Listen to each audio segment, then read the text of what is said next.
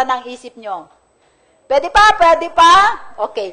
Therefore, my Father loves me because I lay down my life that I may take it again. No one take it from me, but I lay it down for myself. Alam nyo, Jesus was not murdered. Amen? Hindi siya minurder. Sabi niya, I lay down my life. In fact, nung hinahanap siya doon sa Garden of Gethsemane, kung balikan natin sa John 1, nung hinalikan siya nung bago siya halikan ni Judas, sabi niya, whom are you seeking for? Sabi ni Jesus sa mga ilang legion ng army na pinadala ni Caiaphas. Ang dami, di ba? Sabi niya, Jesus Christ of Nazareth. Ano ang sabi ni Jesus? It is I. Pag sabi niyo ni Jesus, ano nangyari sa mga sundalo? Nasa harapan niya, na-slain lahat. Nabasa ba ninyo yon? Na-slain sila lahat. Meaning to say, hindi nila pwedeng kunin ang Panginoon nang hindi nagbigay ang permission ng Panginoon na ibigay ang kanyang sarili. He laid down His life. No one, sabi niya, no one takes it from me, but I lay it down of myself. I have power to lay it down, and I have power to take it again. Tanong ko sa inyo, do you have power to lay down your life or to take back your life again? Yes! In service of the Lord. Kasi, okay, tapusin ko muna. And I have power to take it again. This command I have received from my Father. Okay? So, Pastora, ibig mong sabihin, para sa aking kapatid, ibibigay ko ang buhay ko? At yung pagbibigay ng buhay, hindi na natin pwedeng gawin yun uli. Dahil si Jesus na ang nagbigay ng buhay para sa ating lahat. Hindi mo na kailangan magpa-crucify pagka Semana Santa. Kalokohan yon.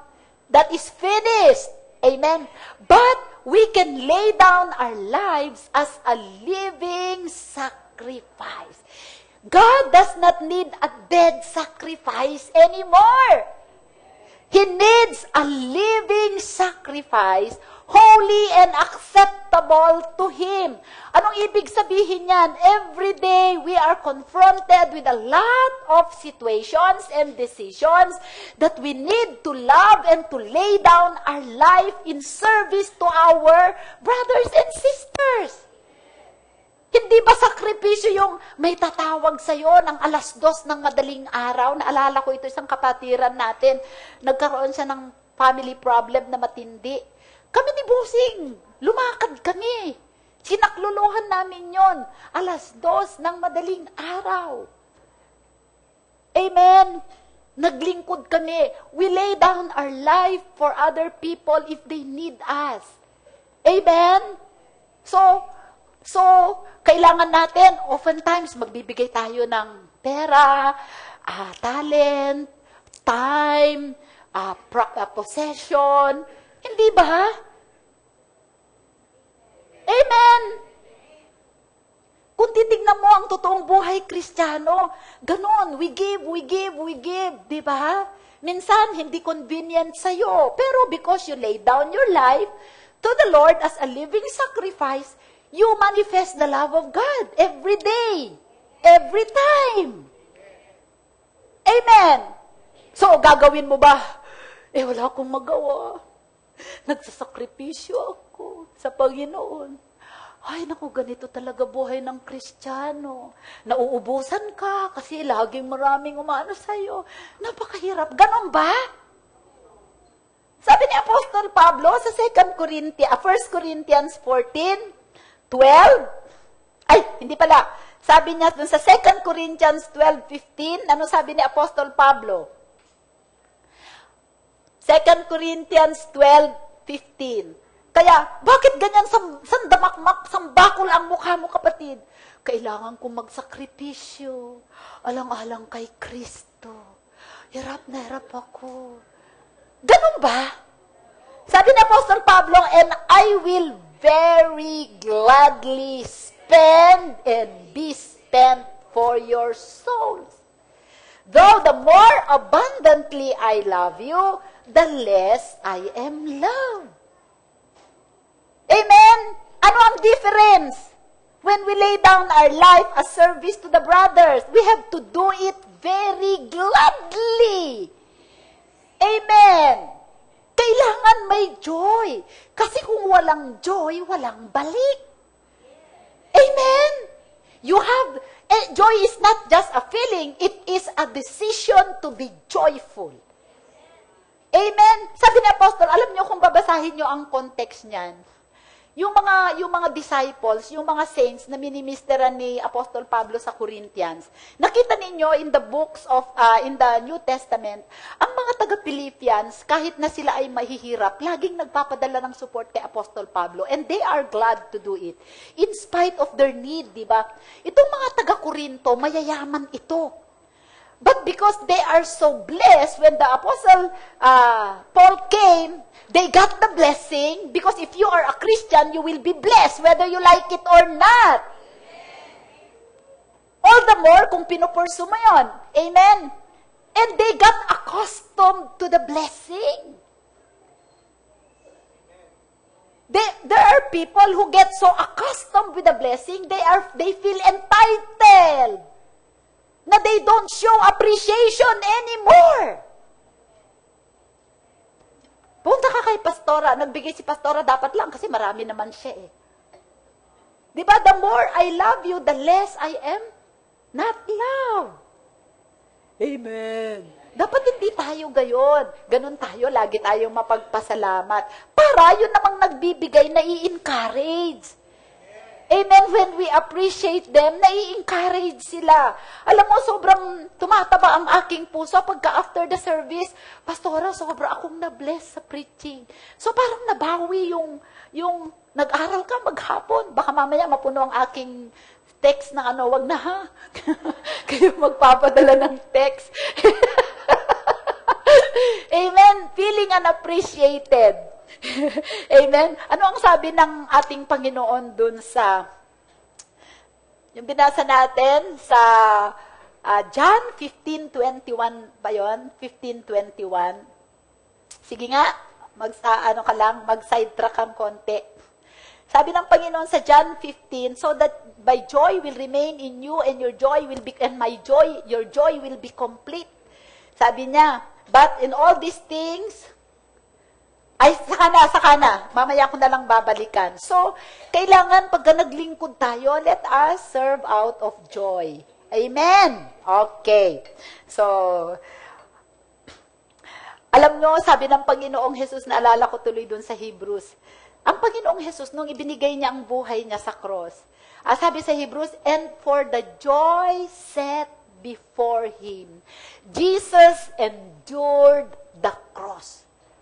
Amen, in-endure niya ang cross for the joy set before Him. Ano yung joy? Na all of humanity will be reconciled to God if they will only believe and receive Him. Amen? Yun ang makikita na joy, na yung fallen humanity will be reconciled to the Father. Amen? Ganun din tayo when we serve. Amen? Okay, very good. Ang galing ninyo, naintindihan nyo? Hallelujah. Number 9. 8 pala, number 8. Love seeks good.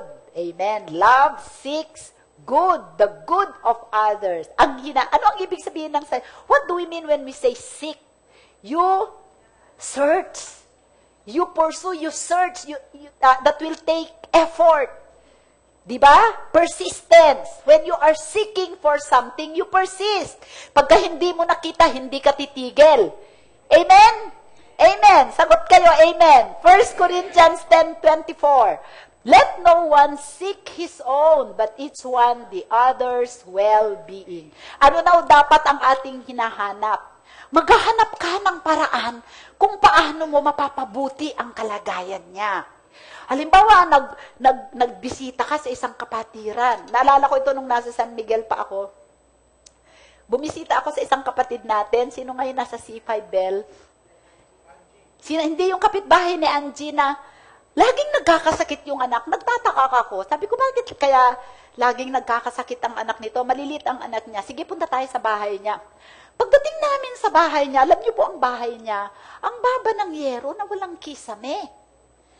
Tapos ang mga anak, di syempre, pagka mainit, ang init-init. Pagka malamig, ang lamig-lamig. Alam niyo po, naghanap ako, sino ba kasama ko noon, ng pangkisame. Amen! Meron tayo isang kapatiran sa Pandakan, tumutulo ang kanyang bahay. Naghanap tayo ng paleta, kami ni na Orly, naghanap kami ng mga sa planta na pwedeng gawing dingding, pwedeng gawing second hand na mga yero na panlagay dun sa kanilang bubong. Naghahanap ka ng way kung paano mo matulungan ang isang kapatid. Hindi mo siya hihintayin na magsabi sa'yo. Samantalang very clear na kailangan niya. You seek the good of other people. If you are in a position to help, huwag ninyong ipagkait ang tulong.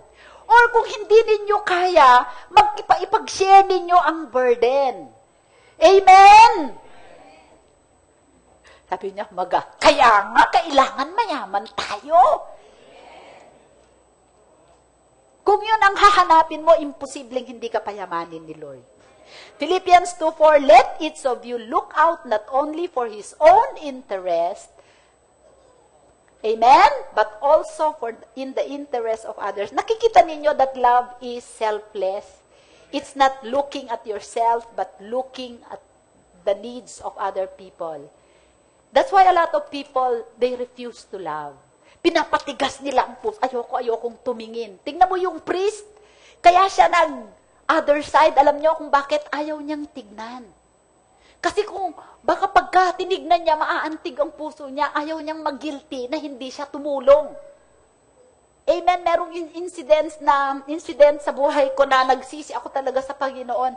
That time, si Levi pa ang nagdadrive ng Grandia. Saan ba tayo pumunta nun, Ayan? Real ba yun? Basta hindi. Nagpunta kaming Batangas, kami ng pharmacy. That was the time nagse-set up ako ng pharmacy sa Cuenca, sa Laurel, sa Taal. Pag-uwi po namin, pagod na kami kasi pauwi na kami ng hapon. Dumaan kami dun sa highway na yung isang tatay na nakamotorsiklo, napangga yung motor at nahulog, tumapon yung anak niya. Nakahandosa yung bata doon sa kalye. Ang unang instinct ko ay tumigil para dalhin yung bata sa hospital. Pero itong si Levi, dahil siya ang nagda-drive, dire-diretso ng drive. Alam nyo, hindi ko na binalikan. Kasi ang nasa isip ko, hindi bali, Lord, meron namang ibang tutulong. Alam nyo po, hindi ako pinatulog doon ng Panginoon. Bakit? Meron akong sasakyan. Meron akong capacity to help.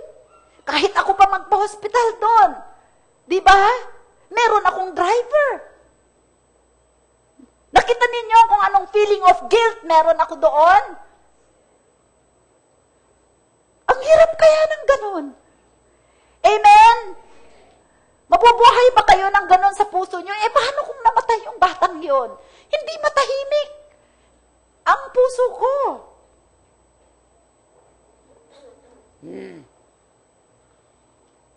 God is good. Pinatawad niya ako, nakalimutan ko na yon. Pero every time naaalala ko yon, na sabi ko, Lord, hindi ako totoong Kristiyano. If you are too busy to help, if you are too kasi iniisip ko, pagod na ako, kailangan ko nang makauwi. You are not really a Christian. Pero sabi ng Panginoon, mag-move forward ka. Amen? Don't feel condemned and don't feel guilty. Pinag-pray ko ng todo yung batang yon na mabuhay. Amen? Niisip ko, Lord, paano kung anak ko yun? O paano kung apo ko yun, Lord? Patawarin mo ako. Diba? Diba? Oh. Glory! So, kailangan matuto tayo. Praise the Lord. God is a good God. Amen? 2 Timothy 1:16, 18. The Lord, alam mo, may ibig sabihin, the Holy Spirit is here convicting me. Amen? So, kailangan natin matuto sa mga ganun na, kaya ngayon, pagka may mga ganun na pangyayari, na nagiging sensitive ako. Amen? Okay, the Lord grant mercy. Si Apostol Pablo ito, nakakulong siya. And then, sabi niya sa mga apostol, the Lord grant mercy to the household of Onesiphorus, for he often refreshed me and was not ashamed of my chain. He was in prison. Amen? In Rome. But when he arrived in Rome, he sought me out very zealously and found me. Amen? The Lord grant to him that he may find mercy from the Lord in that day. And you know very well how many ways he ministered to me at Ephesus. Amen. Nakita ninyo dito, si Apostol Pablo was in chains. Nakapreso siya. Nakapreso siya bilang isang tawag dito, blasphemy, whatever. Yung mga ano niya is, inano siya, ang accusation sa kanya ng mga Pharisees, blasphemer siya. Ang accusation sa kanya ng mga, tax evasion siya. Kasi wala naman silang ma-charge sa kanya against the Roman law. Ngayon, ang mga ibang ang tagal niya nang napreso, ang mga ibang mga kapatiran, ikinahihiya na siya. Ang ibang mga kapatiran, pinabayaan siya. Ngunit itong si Onesiphorus is a Greek. Diba? Hinanap siya ng hinanap. Hindi niya ikinahiya si Apostol Pablo. At lagi niyang dinadalaw, lagi niyang sinusuplayan ng pangangailangan niya. Amen? So, makita natin doon yung pag-ibig ni Onesiphorus sa kanyang father of faith. Amen? Halimbawa, hindi na lang po sa ating mga kapatiran, sa ating mga pastor. Ang mga pastor natin, halimbawa, nasa mission sila. Sinisik ba natin yung kabunihan nila? Meron ba tayo nakaalala dito minsan kay Brother Toti na, ay, pag-pray ko si Brother Toti o si Pastor Jean. Padalhan ko nga, uwi si Ma'am sa Isabela, padalhan ko nga si Pastor Jean ng ganito kasi nag-minister siya sa akin. Amen? Dapat matutunan natin yung mga bagay na yon. Because when we bless our man of God, we are blessed. Amen? When we bless the other brothers and sisters, hindi po pwedeng hindi alam yan ng Panginoon. Pagka pinagpala mo ang kapwa mo, may utang sa'yo si God. At alam natin kung magbayad ang Panginoon, labis-labis. So we take care of each one. Amen? We take care of one another. Okay? Bilis natin, no? Sabi niya dito, a true friend won't come on good times unless invited. Okay. Ang totoong kaibigan, hindi dadalaw sa'yo sa mga araw na mabubuti, maliban kung imbitahin mo. But a good friend, but in bad times, he will be there uninvited. Kuha niyo? A true friend won't come on good times unless invited, but in bad times will be there uninvited. Amen? How will he know? In prayer. Your true friends who are praying for you will know when you are in need, kahit hindi kayo tawagan. Na-impress lang sa puso ko, tawagan kita. Yan. Amen? Okay, so, sabi sa, number ano na tayo? Sa napakahalaga po yun. Diba? Sabi mo, love seeks good. Sabi mo, love seeks the good of others. Amen? Hanapin mo kung ano ang mabuti sa kanila. Number 9, love rejoices. Amen. Sabi po doon sa John 15:10-11, if you keep my commandments, ano yung commandments? The love commandments. You will abide in my love just as I have kept my Father's commandments and abide in His love. Amen. These things I have spoken. Okay, these things I have spoken to you, that my joy may remain in you, and that your joy may be full. Amen. If we love one another, if we prefer one another, if we take care of one another, if we seek the good of one another, mangyayari sa atin? The joy of Jesus will be in us. And our joy will be complete. Amen. Di ba sabi natin, the selfish life is the miserable life. It is the empty life. The giving or the loving life is the most satisfying life. It is the full life. Amen? Alam mo, marami akong nararanasan namin dito ng aking asawa o kami rin. Nararanasan ko yung joy na makatulong ka ng tao, halimbawa yung mga young people na ma-fulfill yung kanilang mga dreams. Di ba? Sino sa inyo ang nakatulong kayo na magkaroon ng kaganapan ang pangarap ng isang tao? Tapos nakita ninyo, nandun niya siya. Di ba? Di ba kasaya? Praise the Lord! Subukan ninyo. Subukan ninyo. Huwag yung sa kamag-anak lang ninyo. Huwag yung sa mga anak lang ninyo. Kasi kung sa anak lang ninyo, obligasyon ninyo yun eh.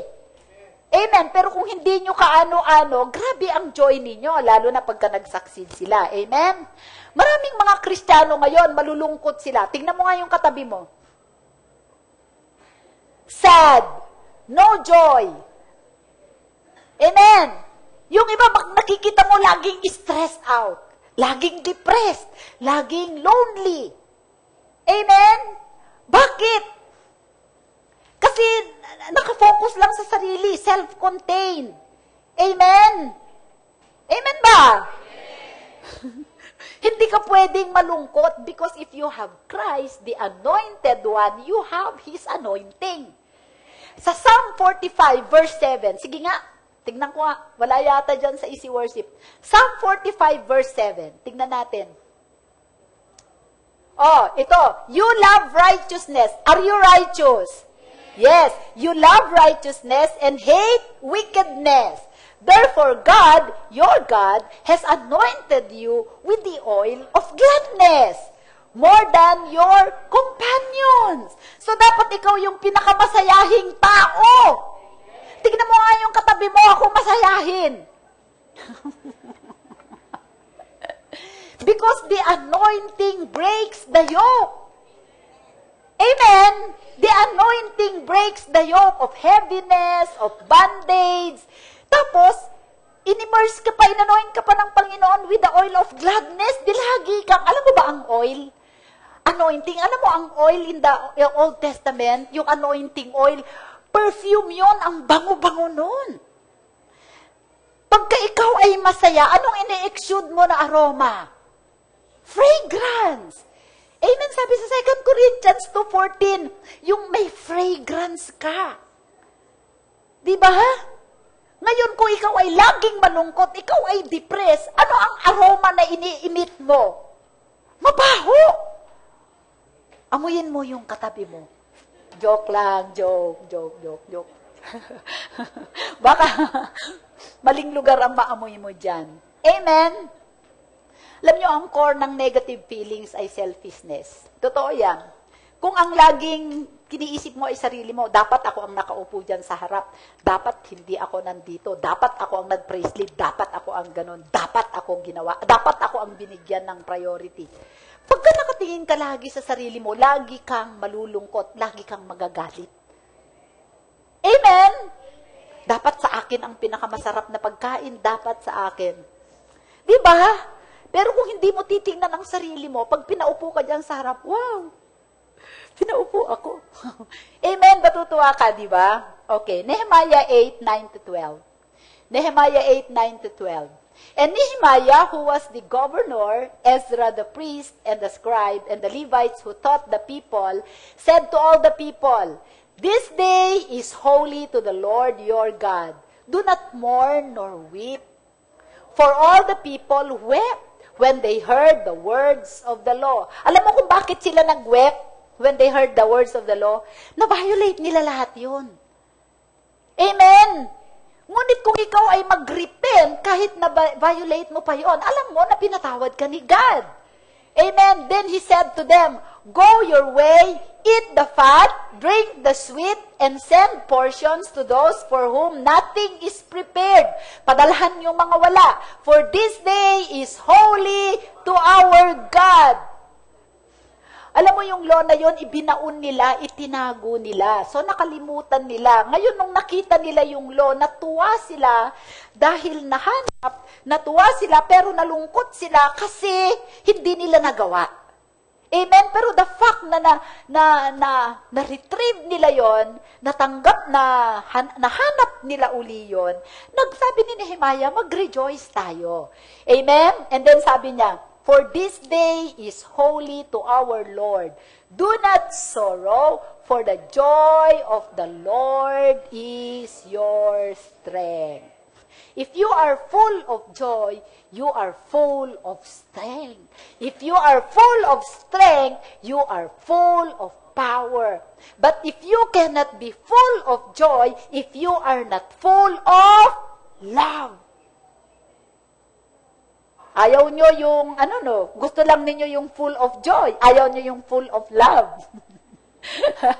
Amen. So if you are full of joy, you are full of, if you are full of love, you are full of joy. If you are full of joy, you are full of strength. And you are full of strength, you are full of power. Amen.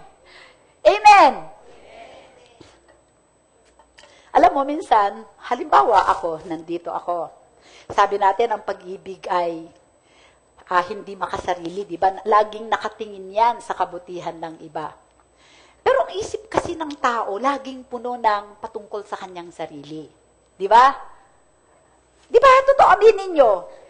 Kung ngayon lang kung ang mga noon ninyo ay mga television screen, kung ang mga noon ninyo ay television screen at nakikita ko lahat ang mga iniisip ninyo ngayon, madidistract ako, hindi na ako makakapag-preach. Alam nyo kung bakit? Alam ko na ang mga iniisip ninyo. Mamaya may nag-iisip, ano kaya ang kakainin? Saan kaya ako magmomol mamaya? Ay, alam ko na yung pinipreach ni Pastora, nabasa ko na yan eh. Makikita ko yan sa television screen di ba? So, tinetrain tayo ng Holy Spirit na tumingin sa iba. Tingnan mo ngayon yung iba, yung kapatiran mo. Dali, tingin. Praise the Lord. Nakita mo ang TV screen niya? Okay. 1 Corinthians 13:6. Love does not rejoice in iniquity, but rejoices in the truth. Sabi natin, love rejoices. Tayo ay nagre-rejoice pag nagsasucceed yung kapatid natin, kahit tayo hindi pa nagsasucceed. Amen? Bakit? Dahil alam mo, susunod ka na. Amen. Tayo ay nagre-rejoice if sabi niya, rejoices in the truth. Nagre-rejoice tayo sa katotohanan. Bakit? Bakit tayo nagre-rejoice sa katotohanan? Because we know when the truth wins, someone is set free. You shall know the truth, and the truth shall set you free. So when the truth wins, someone is set free. And when someone is set free, Jesus wins. Amen. So, alam mo sa langit, pagka merong isang tao na na-born again, ilang milyon na anghel sa langit ang nagre-rejoice. Ang dami sa isang taong na-born again. So, we rejoice in the truth. We rejoice because someone is set free. And when someone is set free, Jesus wins. The kingdom of God is being populated. Amen! Kaya wag nating itago ang katotohanan. Ipahayag natin. Buti nga yung ibang yung ibang mga relihiyon, meron silang worldwide walk. Di ba? Anong ipinapahayag nila? Na ang kanilang religion ay mighty. Amen? And it's not even the truth, and they are rejoicing. Paano pa tayo? Nasa katotohanan tayo. Dapat mas malaki ang impact natin because every time we declare the truth, someone is set free. So we rejoice. Amen? Yung ibang mga Kristiyano, kaya hindi masaya ang buhay. Walang nasa-set free. Kahit buhay natin, hindi nakaka-set free. Kasi maraming mga Kristiyano na ang mga kamag-anak ayaw maging Kristiyano dahil nakita nila yung buhay ng kamag-anak nilang Kristiyano. Ganun ba tayo? Nagpipreach na ako. Kanina nagle-lecture ako, di ba?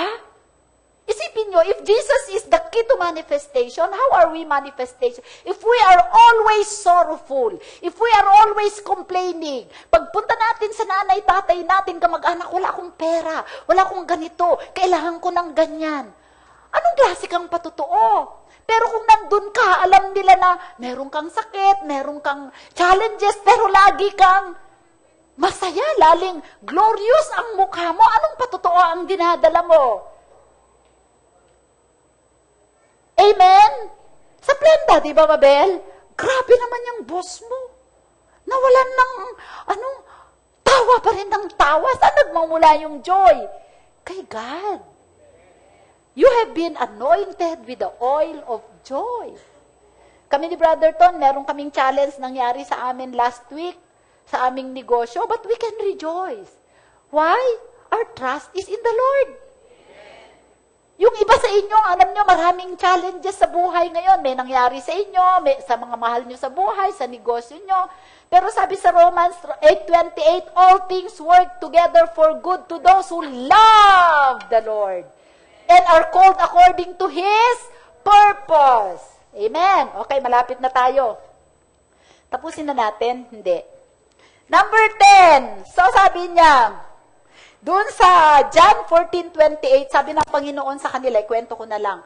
Sabi ng Panginoon sa kanila, aalis na ako ay mag-o-offer na ako ng I have love you. Sabi niya, because sabi niya doon sa John, you have heard me say to you, I am going away and coming back to you. If you love me, you would rejoice because I said, I am going to the Father, for my Father is greater than I. Namamaalam ang Panginoong Jesus dahil alam niya, iko-crucify na siya.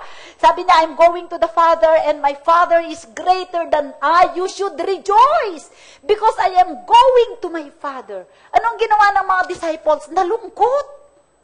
Bakit sila nalungkot? Paano na kami? Jesus, kung umalis ka. Sino ngayon ang uupo sa kanang kaway mo? Pwede bang ang anak ko? Pwede bang isang anak ko uupo? Paano kami kung mawawala ka? They are sad. Instead of rejoicing, dahil si Jesus ay babalik na sa kanyang ama. Bakit? Kasi iniisip lang nila ang sarili nila. Alam mo yung pagka meron tayong kamag-anak na namatay, yung grabeng iyak, yun yung iniisip lang niya ang sarili niya. Kung ang mga kamag-anak natin, magulang natin ay nasa Panginoon, malulungkot tayo, pero deep within us, magre-rejoice tayo dahil alam natin mas mapapabuti sila. Amen? Last, tapusin ko na po ito. Kaya nyo pa? Ay, konti lang. Number 10, love shows mercy. Tapos punta na tayo sa shows mercy. Sabi po sa Luke 6:27-31, but I say to you, you who hear, love your enemies, do good to those who hate you. Amen? And bless those who curse you and pray for those who spitefully use you. So, ang pag-ibig, dito makikita natin, ang pag-ibig ay nagmamahal sa kaaway. Amen? Pero kung tingnan ninyo ang ng mercy, James 2:12-13, so speak and so, speak and so do as those who will be judged by the law of liberty. Next, for judgment is without mercy. Sabi mo, judgment is without mercy. Mercy is expressed in not judging other people. Amen. Sakit natin ito. Ha? Mercy is shown by not judging other people. Sabi niya, for judgment is without mercy to the one who has shown no mercy. Mercy triumphs over judgment. Okay. Sa Matthew 7:1-5, judge not that you may that you be not judged. For with what judgment you judge, you will be judged, and with the measure you use it, it will be measured back to you. And why do you look at the speck in your brother's eye, but do not consider the plank in your own eyes?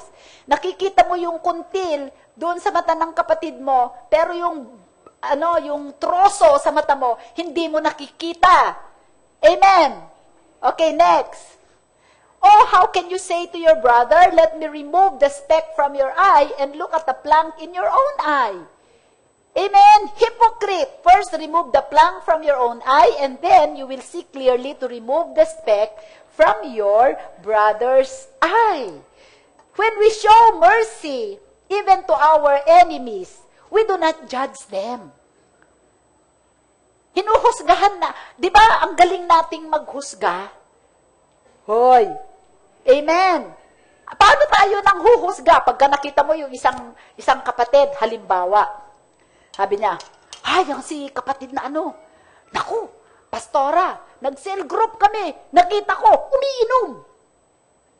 As if, as if yung pag-inom magdadala sa impyerno. Hindi lang umiinom, pastora, nagninigarilyo pa, itinago pa nga Buti na lang ako kahit minsan, mula nung na-born again ako, hindi na ako minom ng tumikim ng ala at hindi na ako nanigarilyo.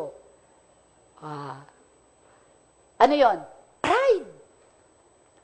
Self-righteousness. Ano ang mas mabigat na kasalanan? Oy, anong mas mabigat na kasalanan? Ano yung troso? Yung pride.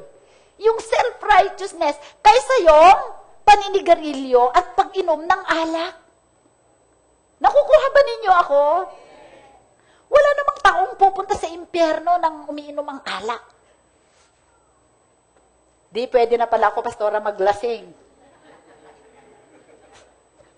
Tanong ko sa iyo, kalugod-lugod ba sa Diyos? Pagka suray-suray ka, ganyan, paglakad. O, hindi ka nagmamahal sa Diyos pagka ginawa mo yon. Amen? Pero kung mahal mo ang Panginoon, susupilin mo yung laman mo. Sa biyaya ng Panginoon, magtatagumpay ka. Pero yung pride, naku, mahirap magamot yung pride.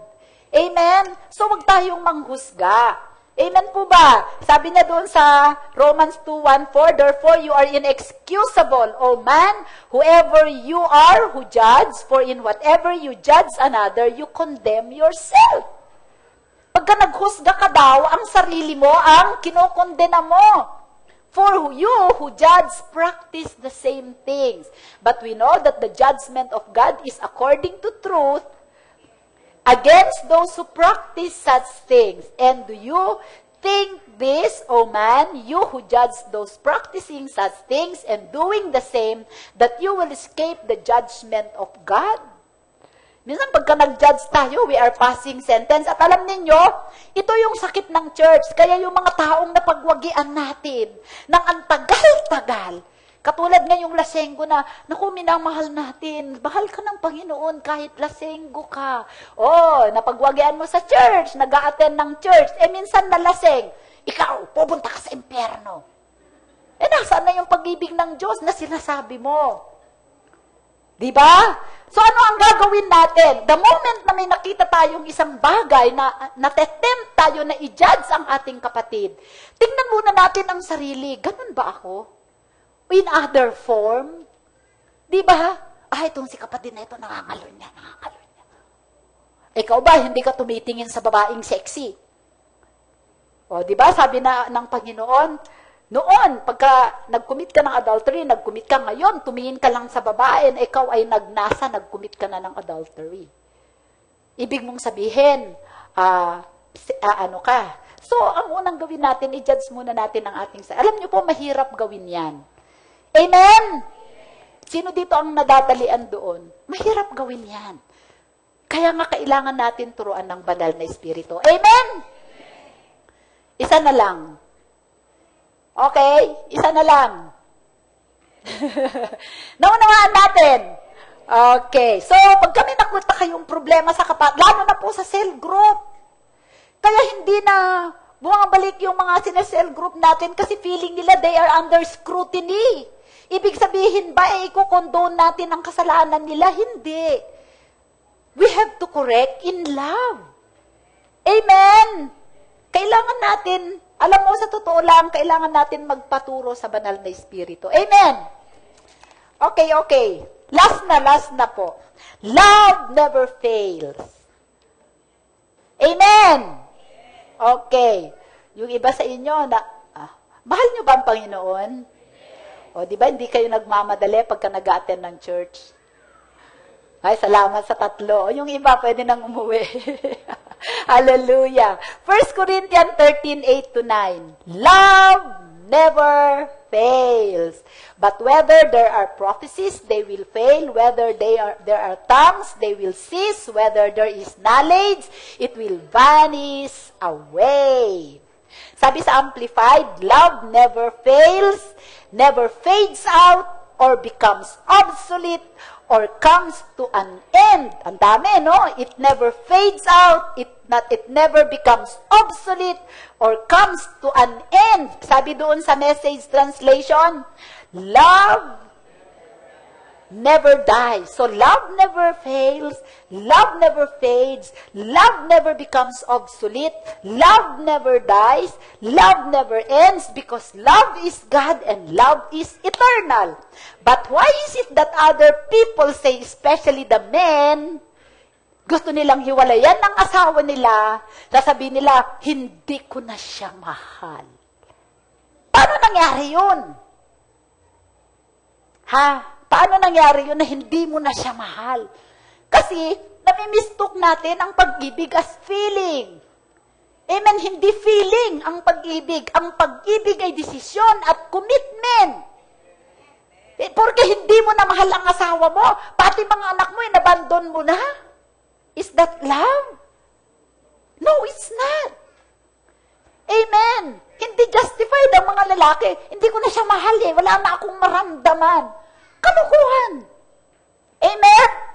Sige, bibigyan ko kayo ng isang Ang totoong pag-ibig, hindi nangiiwan. Hindi nawawala. Hindi nagpa-fade. Amen?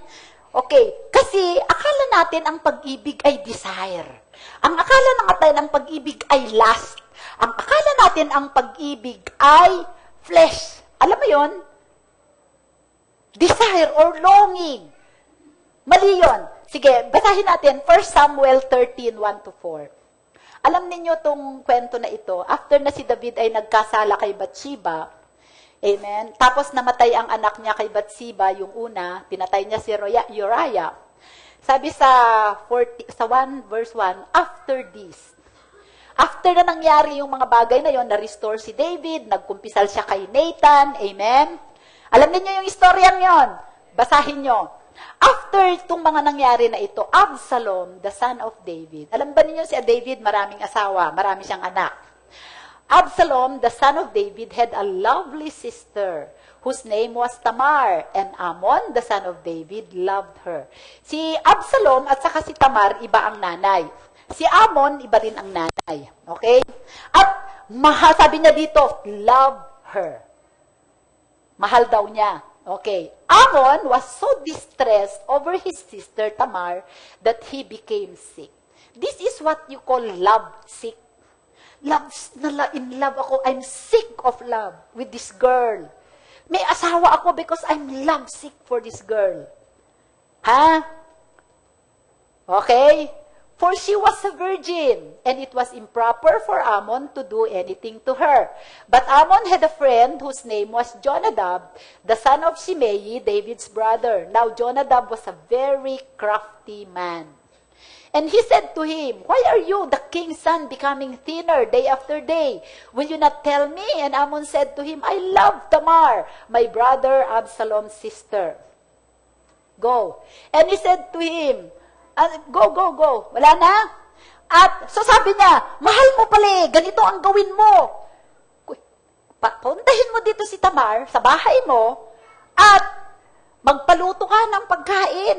Sabi mo, may sakit ka at ipagluto ka niya ng pagkain.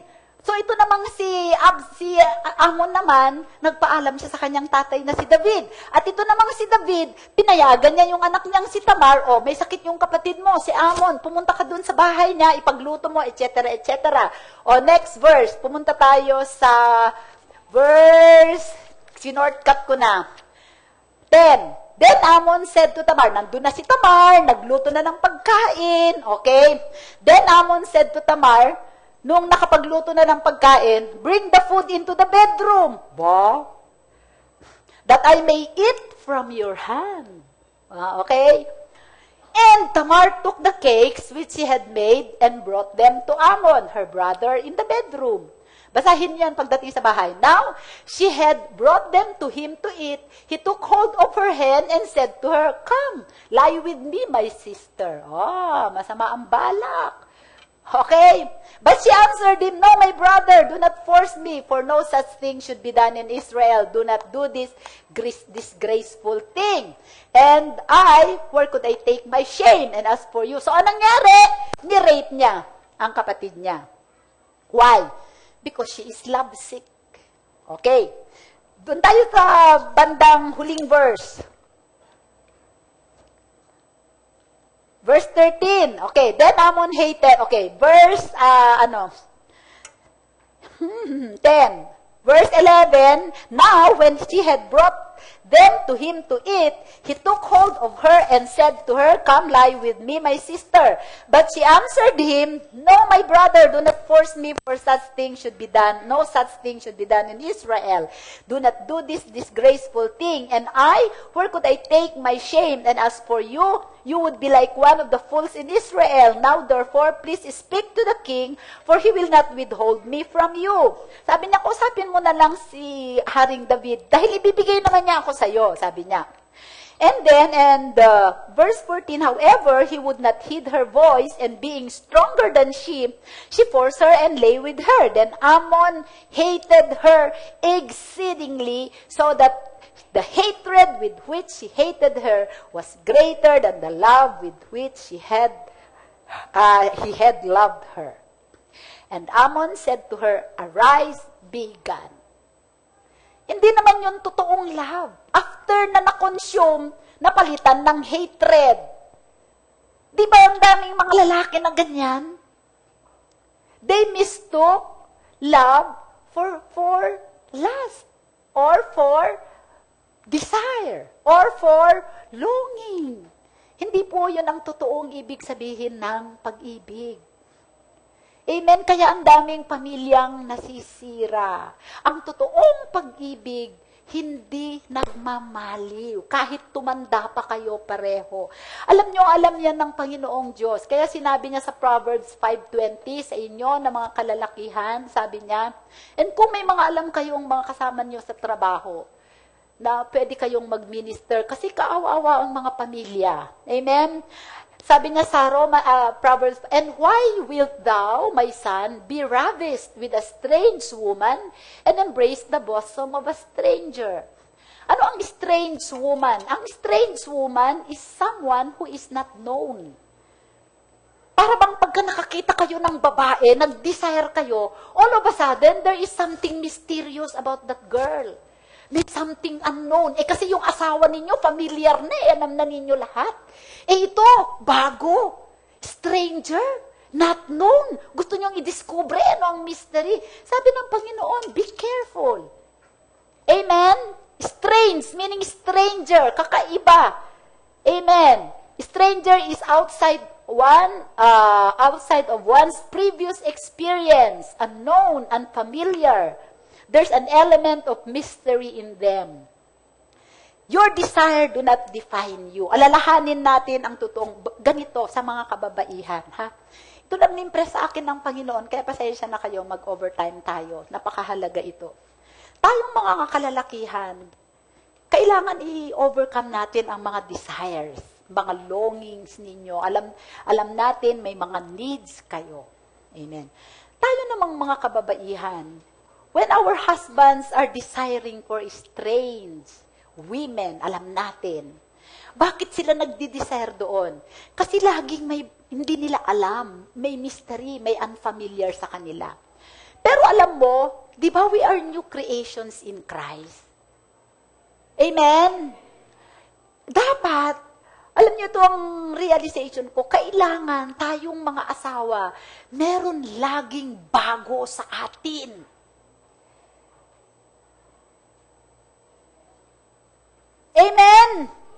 na yung mga asawa natin ay parang gusto nilang i-discover. Because we are new and we are being transformed, we are growing from glory to glory. Every day or at least every week, there is something different in us because we are being transformed every day. You are becoming more beautiful. You are becoming more mature. You are becoming more loveful. Alam niyo yon? Or, huwag niyong gawing boring kayo. Sometimes, magbago naman kayo ng hairstyle. Or, magbago naman kayo ng ayos. Huwag lang naman ninyong paahit lahat. Basta merong bago. Amen? Kung mataba kayo, aba, minsan, bigla naman kayong umislim. Diba? Nakukuha ba ninyo ang point ko? Dapat tayong because, alam mo, beauty comes from within. Kung tayo ay lagi, ang glory ng Panginoon, dapat lagi nagniningning ka ng glory. So kung ganitong glory lang meron ka, nung bagong kasal ka, ngayon na tumatanda ka sa relasyon mo sa Panginoon, lumitindi yung glory mo palabas. Nakukuha ninyo? Kasi yung desire, na nasatisfy, napapalitan ng hatred later on, na nasisira ang buong pamilya. Amen? Kailangan merong laging Valentine's Day, couples night na naman. Sa couples night, meron namang bago sa'yo. Maliban na sa bagong damit, bagong makeup, bagong hairdo, basta hindi ka boring. Kasi ang mga lalaki, gusto nila laging bago. Sino sa inyo dito ang hindi gusto bago? Ako gusto ko laging may bago. Hoy! Nakukuha ba ninyo ang point? Nako, gusto nyo na yatang umuwi. Sige, dismiss. Ang totoong pag-ibig hindi namamatay. Hindi kumukupas. Hindi nawawala. Amen. Tumitindi, sumisidhi, araw-araw. Kahit kayo na lang, dalawa ang maiwan, lagi pa rin may bago sa inyong. If you allow the Lord Jesus to transform you, day by day, lalo kayong bulaklak na lalong nagbubloom. Amen? Kasi hindi naman natatapos ang work ni Lord sa atin, di ba? Hindi lang din naman sa mga kababaihan yan. Siyempre, yung mga kababaihan, gusto rin namin may bago sa aming asawa. Di ba? So, dalawang yan. Amen? Amen. Praise the Lord. So, love never fails. Kung sa paningin ninyo, Lord, parang nawawala na yung feeling ko sa aking asawa, hindi yan totoo. Kasinungalingan yan ng dyablo. Desire. Kailangan desisyonan ninyo. Alam nyo, minsan lang mga kalalakihan kung bakit parang nawawala pag-ibig nyo. Kasi yung pera nyo hindi nyo iniintrega sa kanila. Diba sabi niya, where your treasure is, there will your heart be also. Kaya kung ibibigay mo lahat ang sweldo mo sa kanya, magniningning siya. There is something new in her. Kaya kailangan itrega lahat ang sweldo. Tayo po ay tumayo. Hallelujah! Hallelujah! Did you learn something today? Amen! So, hallelujah! Thank you, Lord. Tas natin ang ating mga kamay. Tayo nga ay, worship team, halinga kayo. So, ang ating ay dapat mahalin natin ang isa't isa. Amen? Sabi sa Bible, and they shall know that you are my disciples because you love one another. Paano malalaman ng mundo na tayo ay disipulo ni Kristo? Sapagkat mahal natin ang isa't isa. Amen? Hindi dahil sa ating iglesia, hindi dahil sa ating panalangin, hindi dahil sa kung anuman, kundi dahil nagmamahalan tayo sa isa. I want you to hold your brother's hand. Tayo lahat?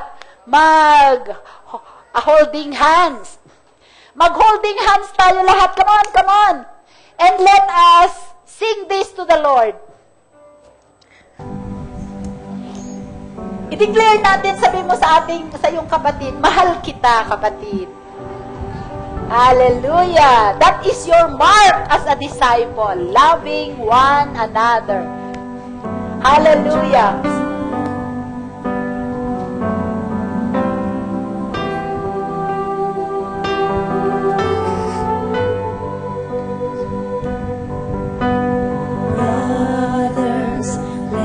us come together, walking in the Spirit. There's much to be done. We will come reaching out from our comforts, and they will know us by our love. Come on, let's sing together. Sisters, we were made for kindness. We can pierce the darkness as He shines through us. We will come reaching with a song of healing, and they will know us by our love. The time is now. Come, church, arise. Love with His hands, see with His eyes.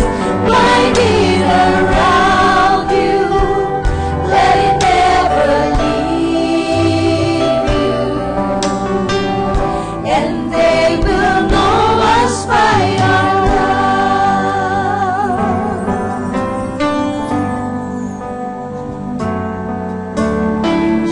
Children, you are hope for justice. Stand firm in the truth now. Set your hearts above. You will be reaching long after we're gone, and they will know you by your love. The time is now. Come, church, arise.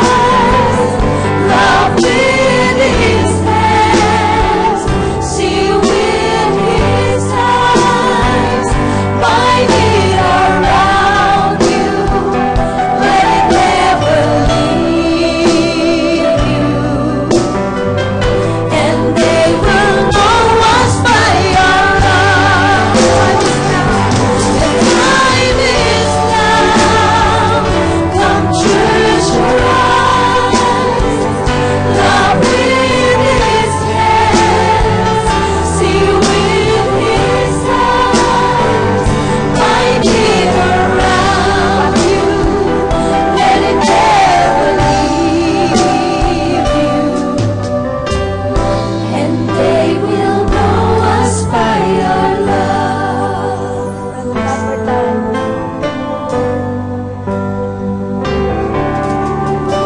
Brothers, let us come together, walking in the Spirit. There's much to be done. We will come reaching out from our comforts, and they will know us by our love. Sisters, we were made for kindness. We can pierce the darkness as He shines through us. We will come reaching with a song of healing, and they will know us by our love. Children,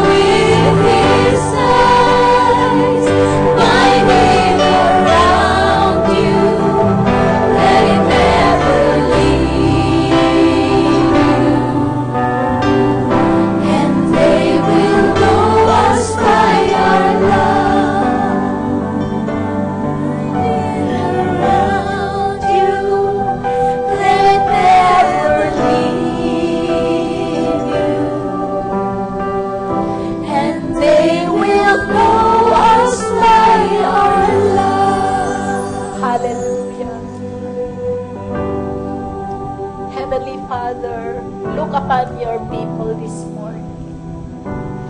This is our commitment to you. That we will reach out in love, Jesus. Anoint your people today with the grace to love. Anoint the men of this church that they will continue reaching out in love. Anoint the women that we will shine, oh God, and pierce the darkness through our kindness.